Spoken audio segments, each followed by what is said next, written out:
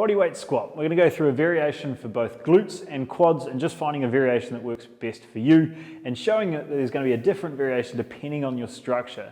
So simply going through a squat, we want to understand tension, we want to understand stability, and we want to understand tempo as we go through that movement. So what we're going to do is, Rustin will do 3 reps on your squat, just getting awareness of a balanced quad and glute squat, seeing how you comfortably move.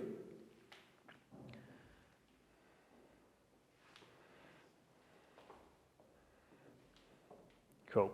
So now what we're going to do is we're going to go through a glute dominant squat where we're going to go a little bit narrow with our feet. We're going to focus on pushing the hips back, so we're emphasizing more from the hip as opposed to the knee.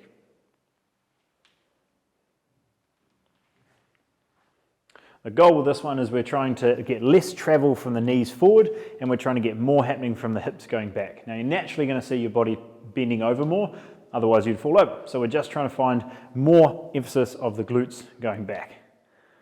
Cool.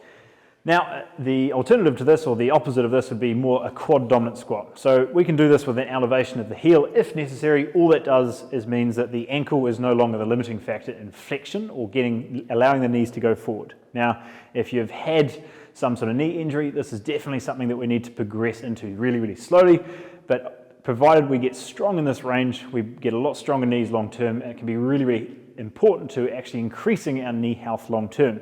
So by using a 2 kilo dumbbell or some sort of heel lift like this, we are more likely to be able to bring our knees forward.